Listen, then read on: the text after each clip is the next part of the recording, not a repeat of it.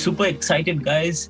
Thanks so much, Supriya, Anirrudh, and Raghav, for taking the time. We at Plaksha are very grateful for your presence here and super excited to moderate this panel for Plaksha Infinity. As you know, Infinity is our flagship technology conference. And at Plaksha, we really want our students to become the torch bearers for entrepreneurship and become influential entrepreneurs and impactful entrepreneurs like all three of you.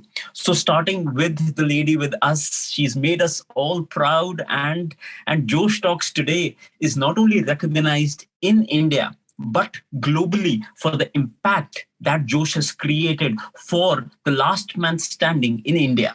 If you see Josh Talks, they have a combined viewership of over 75 million views every single month. And this has been growing month on month. I've been extremely grateful to be a part of this journey and super impressed with what Supriya has built. So starting with this, Supriya, when did you start Josh Talks and what led you to start Josh Talks? Hi, thank you so much for having me, Ritesh. I've spoken to people at Plaksha before, so it's always exciting to come back because the questions are out of the norm. So I started Josh Talks when I was 20, straight out of college, actually in my final year of college. And the intention at that time was super simple, which was that young people have so much potential, but there is no platform that's giving direction to that potential. And while I had, TED and I had the Steve Jobs Stanford commencement speech to look at and get inspired and start up, but when it came to people from tier 2, tier 3, tier 4 India, they didn't really have relatable role models to give them that source of inspiration. So that was the initial idea, and that's how we got started. I also think you started as a not-for-profit organization. So what led you to make this as a for-profit private limited company? Yeah, honestly, like if you look back at 2014-15, right, at that time, education and edtech wasn't really mainstream. And media was also not really investable at that time. So when we started out, the goal was that, we're doing this from a social impact perspective. And that's why we registered as a trust. But over time, what we realized is that, advertisers were getting into purposeful marketing. They were seeing a lot of scope in being able to reach the target audience that we were reaching out to. The geo revolution caused us to now, suddenly expand into Hindi, Marathi, and other languages. And the reason we actually converted the organization was because advertisers wanted to fund us and then they didn't want to be a part of a not-for-profit. So that's really the first time. I think it was in 2015 when we set up the organization formally, when we decided to move or switch. And also because you had a capitalist angel investor like Yeah, Ritesh. That's true. I think Ritesh was the first. Ritesh offered us a check when we were a not-for-profit. And I said that, you'll have to give it as a donation. But I think he consistently followed up and ensured that we set this up as something so that he could own a part of it. So yeah, that was the other one. Josh has been a fantastic journey. Coming to you, Raghav, first of all, big fan of Chaayos and would love to know about your journey, how you started it with your first one and at Safdarjung, because I know the SDA one is something which is very close to at least entrepreneurs' hearts who have started in Delhi. I myself, I think I've done over 20 meetings in that SDA Chaayos, and that has been the mecca for entrepreneurship, and especially for the VC meetings around that. So would love to know about. We should charge the brokerage fee, Ritesh, for all the deals that have happened in the SDA cafe. We started Chaayos in 2012. This was actually my second startup. So did an edtech startup, very similar value proposition to what a Topper and a Baiju and all are doing today. Great teachers, great video content, analytics for test prep. Somehow realized we were too ahead of our time. This was in 2011. So uske baad wanted to give one more shot to entrepreneurship. So Chaayos ka idea, it was my co-founder Nitin's idea, and idea was actually very simple, that how can it be in a chai drinking country? आप जब घर से बाहर जाते हो, you don't get a good cup of chai. How is that even possible? And just built on that. Initially, we used to hear from everybody that nobody will pay 50 rupees, 60 rupees for a cup of chai because it's available for 5 rupees anywhere. Then we used to hear that chai can work in business parks, but it can never work in a mall or high street because coffee is cool. Chai can never be cool. So I think it has been that journey of proving to ourselves and consistently delivering to the customer what we want to. The first cafe was actually in Building 5 Cyber City, but SDA was the sixth one that opened in October 2014. SDA is very close to my heart because opposite IIT Delhi, and like I spent my entire IIT life there. So yeah, that's how was the transition? So what did your parents say when they got to know that after doing your graduation from IIT Delhi, you were going to sell chai? Yeah, so first there was a failed startup that I'd spent about 1.5 years in, put in a lot of my savings into that, and then after that quitting that and then want to do startup again and want to do chai. So I think thoda time laga usko, getting a hand of. I can imagine, but they must be very proud today when they see where I don't know any good high street today that does not have a Chaayos. So I think you've come a long way. One last question to you before we go on to our young champion. What do you suggest our students when they are passionate about a particular idea? A lot of Twitter accounts, a lot of VCs, they say that focus on the total addressable market, which is the TAM, instead of what you are passionate about. So what would your advice be? Example, chai might not have been a huge TAM back then, but today when you look back, because of your passion and your persistence, you've built a brand around chai. So what's your take on that? See, for us, it was about creating impact, right? That's how we started thinking about it. That's why I got into education initially. That's why we decided to get into chai. So it was not so much that we have to do something in food and beverage, more that chai was a very big opportunity. Nobody had done justice to it. So we spotted a big opportunity. We realized there's an opportunity to build a big global brand around it, and possibly the TAM did not exist at that point in time, but we knew that eventually that would develop that way.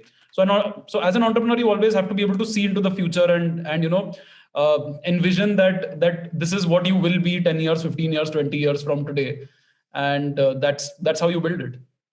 This is great. Now we would love for you to set up a Chaayos at the Plaksha campus. For sure. And of course, not charge our students for the same. So, okay, coming to you, Anirrudh, big fan of your journey, have been witnessing. So the first time I met Anirrudh was at Innovate in Gurgaon.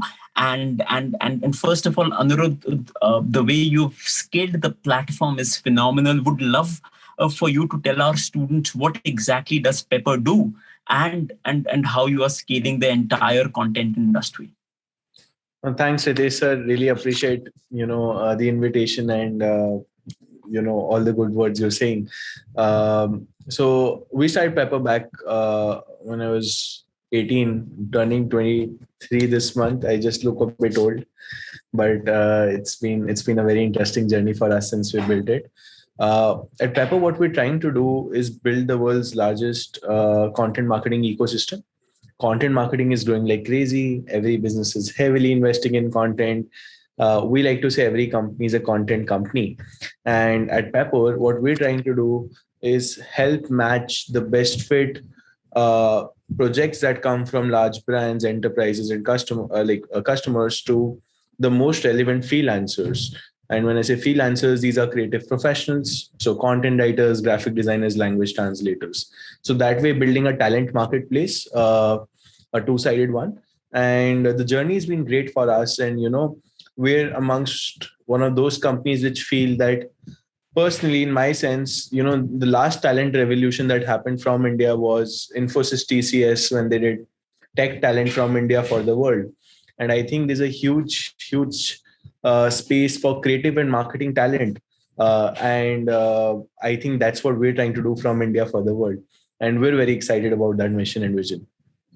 This is phenomenal. Why I was very keen to get Anirrudh here was that his age is phenomenal for how he speaks. So in one of the board meetings, I got a very interesting comment, and the gentleman said he's a very prolific investor, and he said that I always look for gray hair. So I said, what does that mean? He says that it doesn't matter what your age is. Are you experienced enough to grow gray hairs by the time you are 30? And you have 7 years to go, so time is on your side. I still remember meeting Anirrudh, I think when he was 19 or 20, and I've seen phenomenal transition there. So Anirrudh, one question which is there in our students' mind, which is that how do you make yourself look serious / lead as a 23-year-old child, I would say, especially when you've raised Series A / about to raise XYZ amount of capital, and when you're hiring people, and how do you make them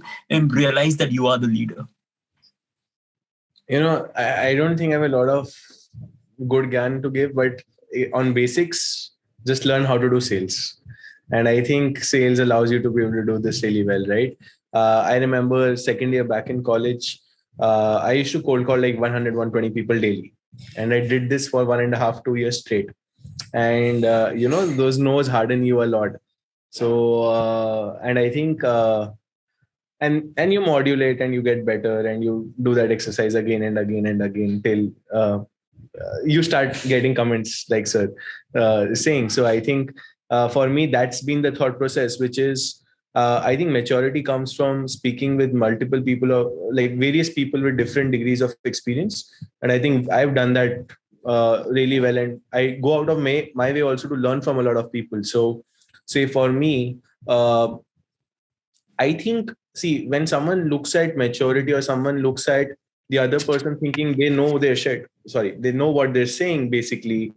Shit is totally okay. Okay. So thanks. So we encourage that actually. Yeah. So the way you can know that the other person knows what they're speaking is linked a lot to how fast you can also upskill and grow, right? So for me, if I'm talking to someone in marketing, I probably speak to the 10, 15 best CMOs I know or I can get in touch with, and my calibration would be high. So I'll try to get to speak to a CMO of HUL, to a large startup like a Flipkart, to multiple folks. So I know what great calibration looks like, right? And how they speak, how they communicate. So if I'm speaking to anyone in the marketing fraternity next, I know my way of words, I know what strikes, what does not, and so on. So I think it's largely that. And when you just get better at this, it starts reflecting maturity. But I think real maturity always comes with experience. And I think there's a lot for us to learn. No, this is great. So I to summarize this for our students, 2 skills which are very important. One is sales, and the second one is the ability to continuously hustle and ensure that you are talking to people of different areas of interest, so that you can ensure that you have the relevant, at least the basics of whenever you want to lead. So coming back to Supriya, women in STEM is a very important and a very personal subject for all of us at Plaksha. So we still feel that there is a gender gap. We still feel that India is not inclusive. It does not have that diversity when it comes to women in STEM. What has been your experience of building Josh as the CEO of the company? At the same time, please tell us your experiences of raising capital for a mission, which I think all 3 of you are doing something which is not a very TAM related business. It's not the first business where VCs would want to invest. So how has your experience been, and especially for the lovely women who are listening to us studying at Plaksha? Sure. So I'll just answer the first question first. So I think, as an ecosystem, we've grown a lot over the last 5-6 years. So when I was in college, typically there was only one conference that used to happen at that time, which was the TideCon. And that was something that all of us went to, right? I think that was the first time that I even met or interacted with someone like Sanjeev Bikhchandani or Rajan Anandan, etc. And you used to see the gender gap when basically during networking, which was the dinner time, there would probably be maybe 2 or 3 other founders in the room. I remember there was Sairi, and I remember there was Suchita, founder of Chaayos and LBB, and it was typically just the 3-4 of us. And even when we would go out of that, we would realize that the circle is super limited to just these 3-4 people. But if you look at how it's evolved or changed over the last 6 years, it's been super drastic. There are communities that are there which are existing just for women founders, just for women in tech. A lot of people are now mentoring women, right? And I mean, if you look at like our cap table, like how I reached out to you, Ritesh, right? Like you played such an important role. And there are so many people out there who are just dedicating their time to only foster women-led entrepreneurship. So I think that has changed, and it's paved the way for other people to now come up and build businesses. So I think people like women in this time are super lucky, because even the bias towards capital, I feel, has changed a lot. And even in my experience, when we were raising, say, like our pre-series A last year or towards the end of 2019 to when I went out to the market right now to raise the round that we're currently doing, there was a drastic difference in the kind of questions that were asked. Everything was very, very different. And that just shows that the ecosystem has evolved, and it's not a one-off conversation to be had. I remember speaking to you about my experiences over the last 2 to 3 years, but they've changed a lot now. So now is the time to actually go out there and build as women. And obviously, if you guys need any help, I'm there. So one takeaway for all the women who are listening to you: what should they do in their college life? Yeah, so I think as I don't know if this is gender specific, but I think it was something specific to me. I was very scared to ask questions or seek for help. And this is something that, I learned to do a lot later in life. And sometimes, just because of the situation that you are or how you've been brought up, how you've been kind of groomed, you may feel this as a girl or as a female that, like khud kar lete hain, khud samajh lete hain, let's not ask other people, let's not go out there and seek help. But the more you start doing that, you realize that there are a lot of people in the ecosystem who are there to help you, and then you just move a lot faster. So I think like my single worded advice would be just don't be scared to like ask or seek help. This is very, very good. I think asking for help is one of the most underrated advices which people usually do not follow. So coming back to you, Raghav, so is Chaayos an F&B company or a technology company? We know that you are valued as a technology company, but are you a chai company is selling F&B products or a technology company? I think we are a consumer first company which has technology at the core. So everything that we do in technology is just ultimately impacting how the customer interacts with us, how the customer experiences us, how the customer experiences the product. So say for example, Meri Wali Chai was the promise which we started with, right? That was there from day one.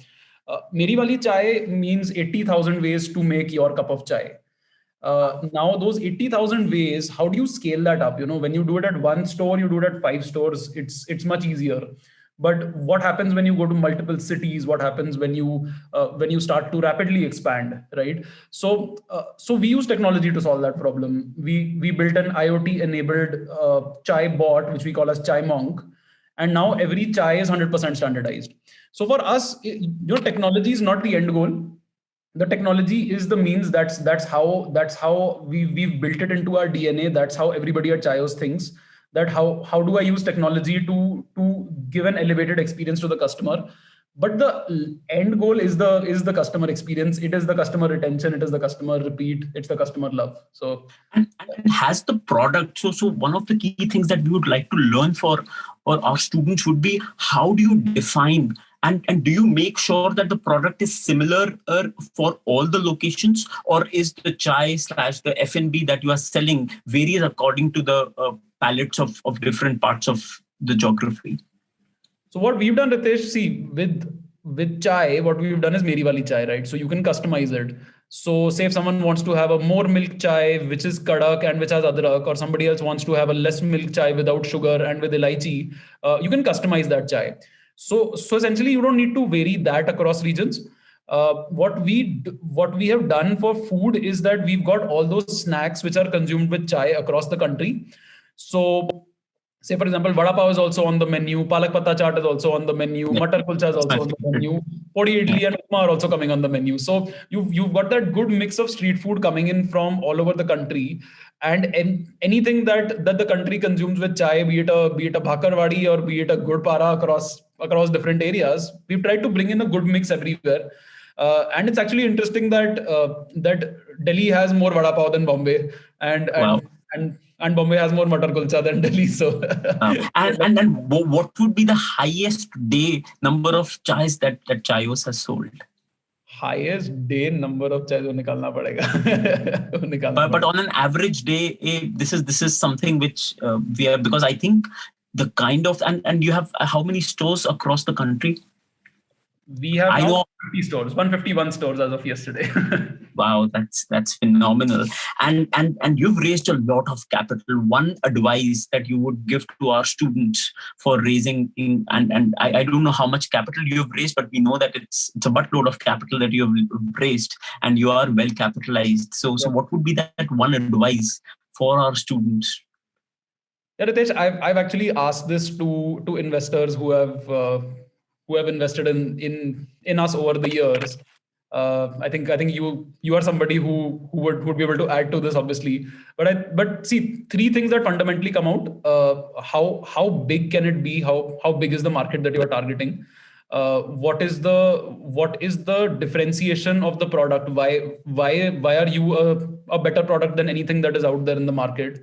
And the third thing is the team that is able to execute it.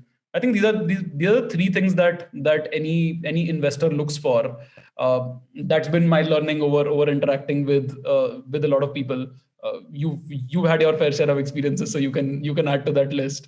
And how much capital have you raised in total?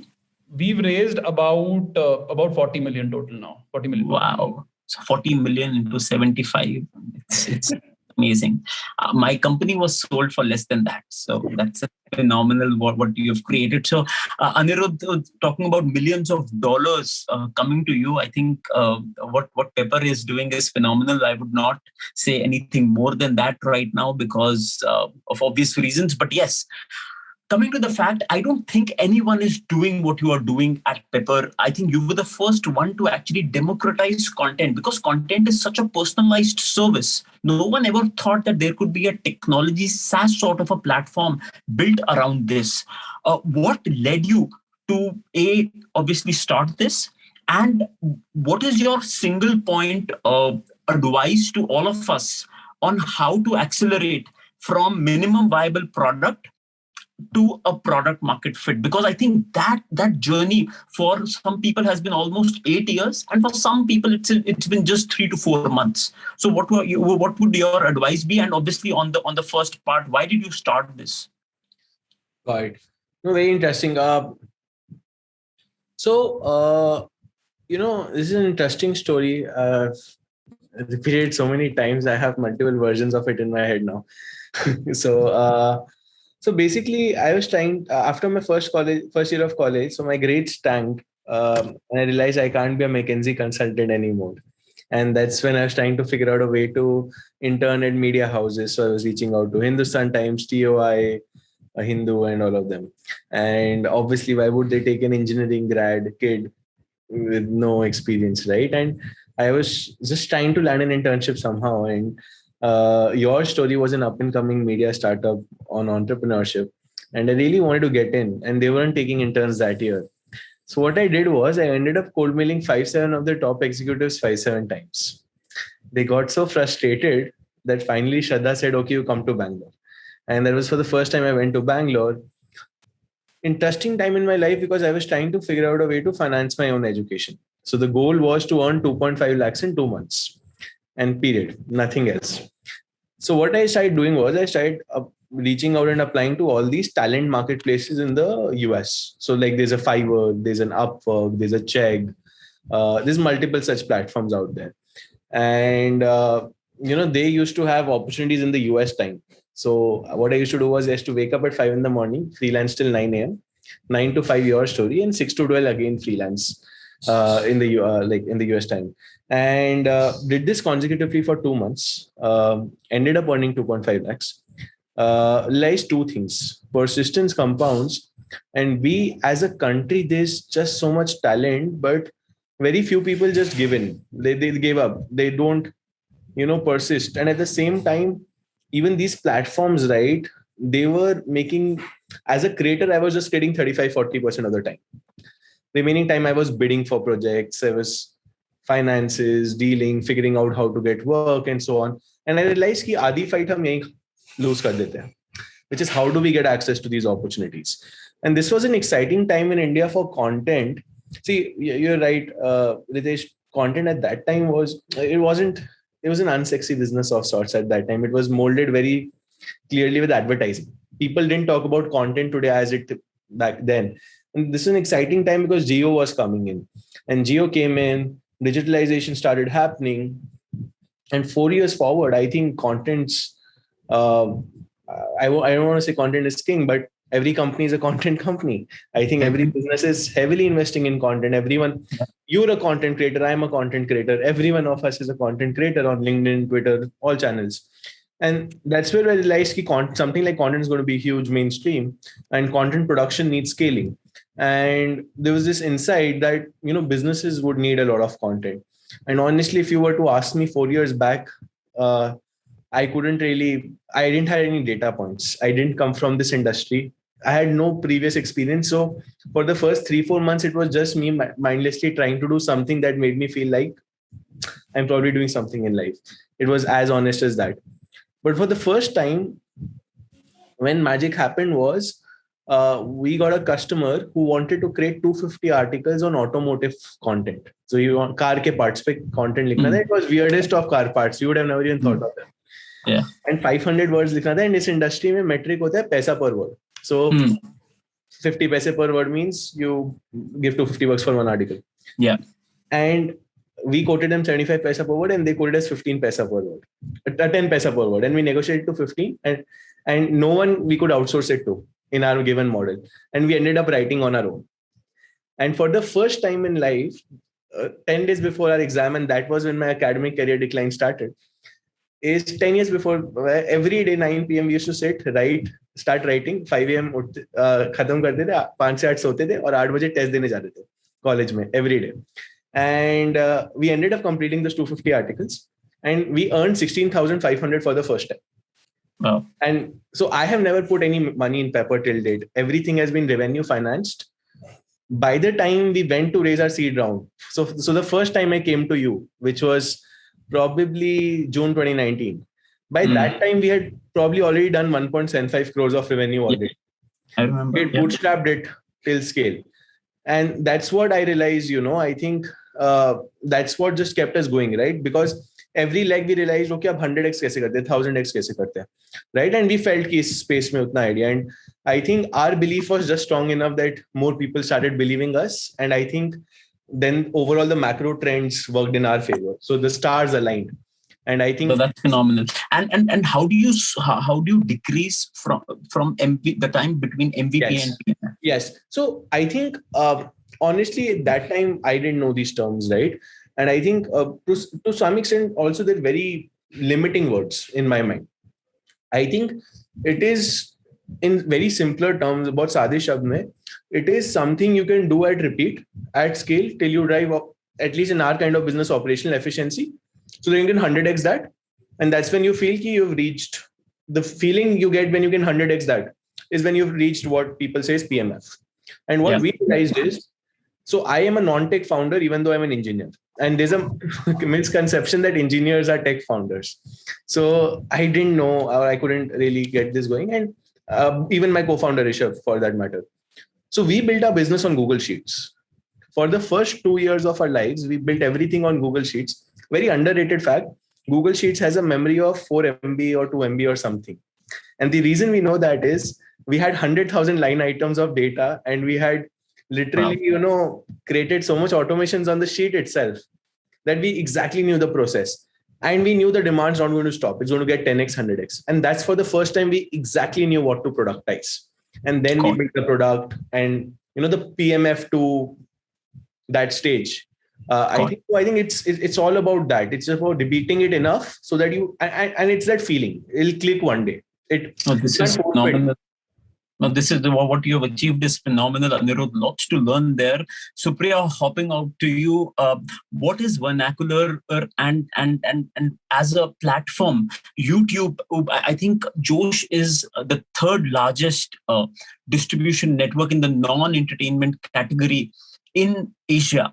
So how do you hack YouTube, and what is Josh skills? Got it. Cool. So actually, I mean, a lot of people think that, YouTube is sort of an art, but in reality, it's actually a science, right? And it's probably similar to what Anirudh or someone else would be calculating for their own platforms. So the way to crack YouTube or to hack YouTube really is a function of 2 or 3 metrics. The first one is average watch time, which is a determinant of how good your content quality is. And that's something that we optimize for. No matter what happens, the watch time of a talk has to be above 5.5 minutes for a 18 to 20 minute talk. The second is the CTR, which is the click-through ratio on the thumbnails. So, how good do your thumbnails look? And actually, it's just these two. And then maybe completion rate, which is just an add-on. And then YouTube plays its game and suggests and recommends you. And it's the best platform to grow organically. So when we actually started as an events company, and we used to produce videos at those events, and we didn't know what to do with those videos. They were just something that would lie in our drive. And that's when we started posting them online on YouTube, is when the story of Josh Talks, as we see it today, really started for us. And I think over the last 4-5 years of building Josh Talks, what we've really realized is that, the audience that we cater to loves YouTube, they love WhatsApp. These are the only 2 platforms that they love and trust. And for an organization like ours, it doesn't make sense to build beyond them and try to get to them, get them on a third platform. So what we've really achieved is, mass viewership on these platforms and a lot of trust, which YouTube also allows you to build because it keeps recommending and suggesting your content again and again. And Josh skills is a development or a function of that trust, actually, which is that as the brand started growing, a lot of people came back to us and started recognizing the word Josh, started treating us like, their career guide, or we call it Bade Bhaiya internally. And if you would look at our comments and our community posts, everybody was just talking about आपने हमारी जिंदगी बदल दी, but अब हमें ये बताओ कि अगर ये career करना है, or if I want to become, say, an IAS officer, or if I want to get a private job, how can I actually end up doing it? I still don't know how to speak in English. I don't know how to crack a job interview. I don't know how to make my resume. I don't know basics of personal finance. There were so many questions that came up, but the one question that came up again and again was that I don't know how to speak in English, which is a problem of 400, 500 million people in our country even today. And one of the reasons that most people are still unemployable or underemployed. And that's what we picked up as the first battle to fight with Josh Skills, which is a complete fluency in spoken English app. Through peer-to-peer learning, it just helps you to be able to, practice with other people, grow amongst a community of people who are learning across different spectrums and be able to speak fluently enough to get a job. So it's not, grammar or vocabulary or anything that is, say, fundamentally basic, but it's enough for you to be able to speak fluently and confidently, which is the sort of skill set that our country lacks today. And YouTube became the funnel of trust for us. So whatever we built on Josh Talks, we kind of channel that viewership down to Josh Skills. People download our app and they make a purchase on the app itself. That's phenomenal. And when it comes to what's your feedback on which is the largest language for Josh in India? So Hindi, because of the sheer volume of the Hindi speaking belt. Then I think so Marathi, Bengali are tied for us because we started in the north first. So actually the growth has been for the languages that we started first. But right now we're seeing immense increase in Telugu as a language for us. So it has proven to be one of our fastest growing languages as well now. So that journey in 2013-14, which started with just 22 crore internet users, now traversing towards the goal of 75 crore and eventually 100 crore people online. I think it's phenomenal what you have achieved. Raghav Papa CJ, a very close friend of mine and one of the early propagators of Josh Talks and one of the most famous comedians that the world has asked a very interesting question for you. How do you actively invest in your own learning, knowing that the world is changing at such a fast pace? And how do you identify those areas which are in the first place and how do you invest in yourself and ensure that you are or a capable leader to lead such a large and a diverse organization?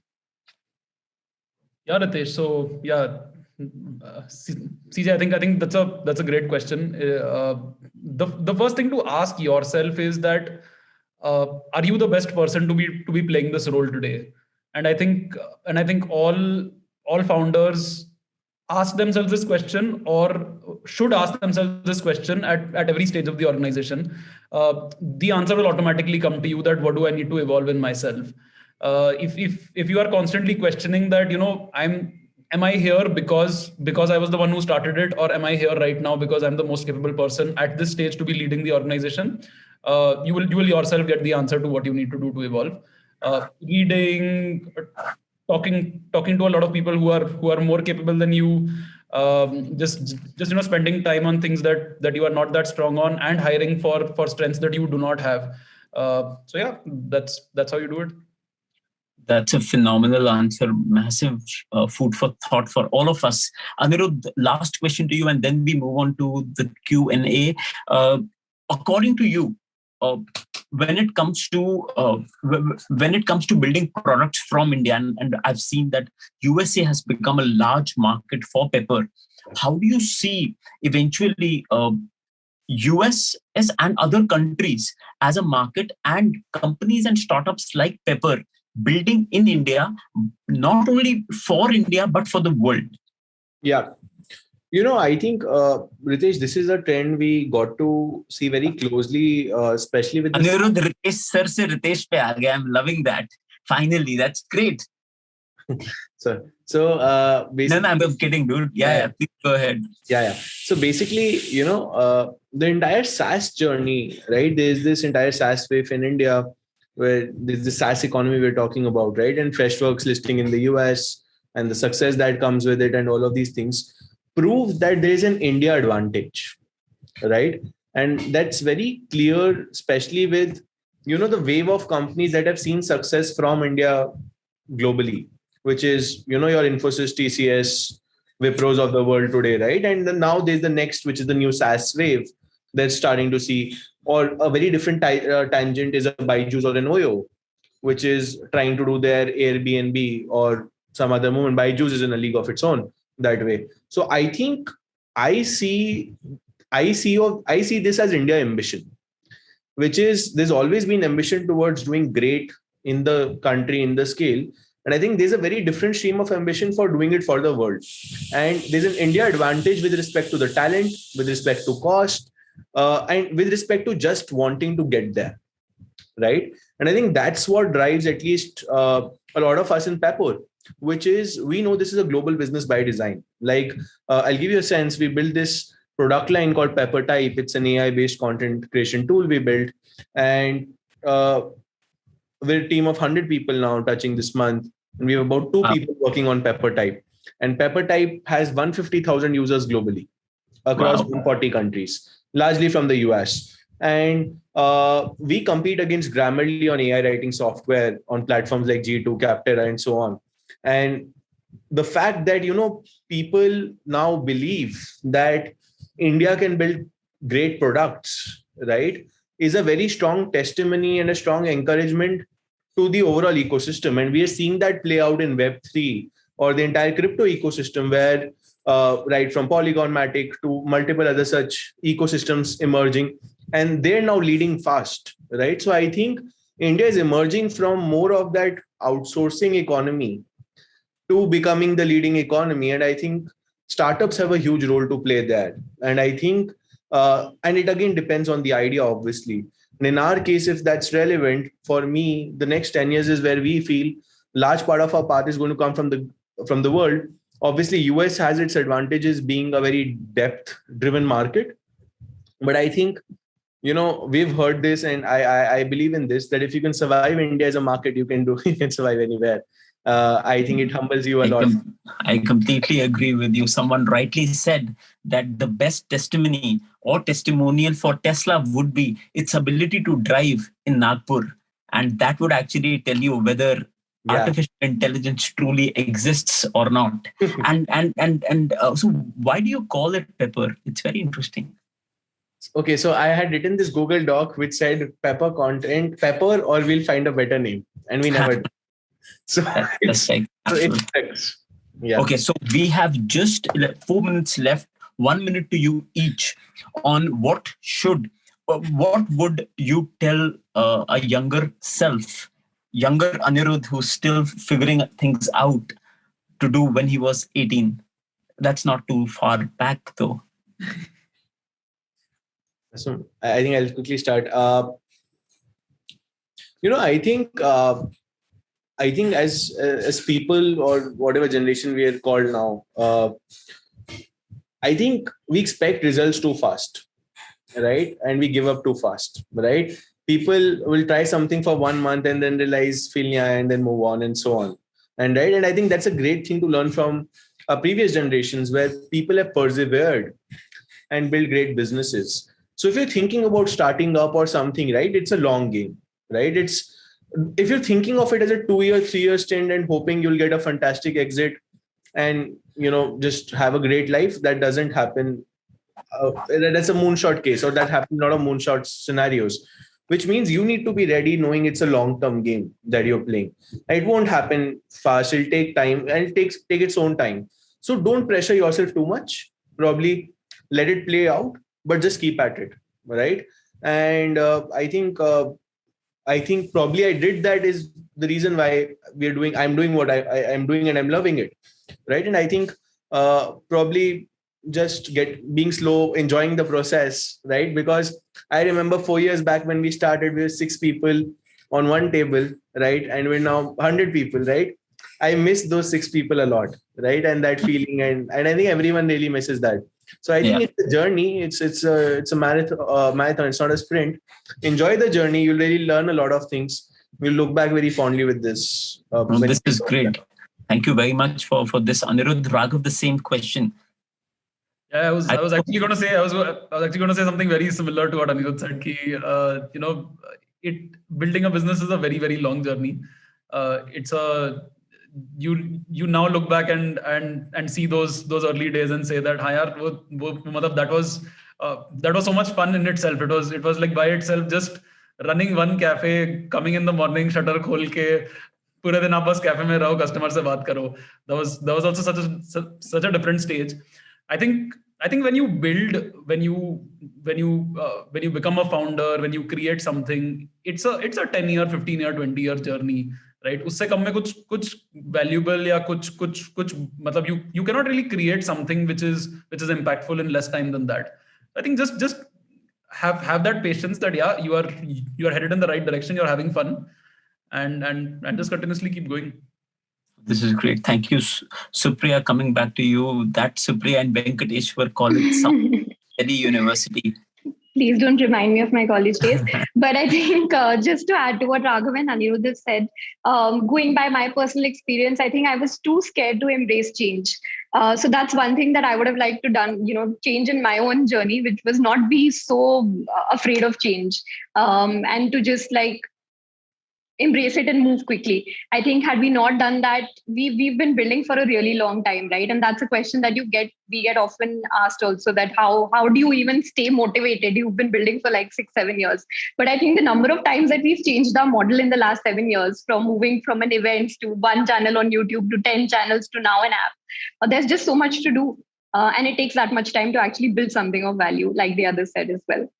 Oh, thank you very much, guys. Raghav, Supriya, Anirudh, I do not know whether you know this or not. I'm a big fan of what all of you do. And we are very excited for all of you to also lend more time with our students at Plaksha to ensure that we are able to build this mission of ensuring that technology education should be democratized. And the passing away message here to all the young folks here is that stay excited. You have 4 years with you. Work really hard, but at the same time, ensure that you have an open mind and ensure that you should build a startup. It's not only about building a startup, but future is uncertain, disruption is for real, and ensure that you learn to survive in this thick competition.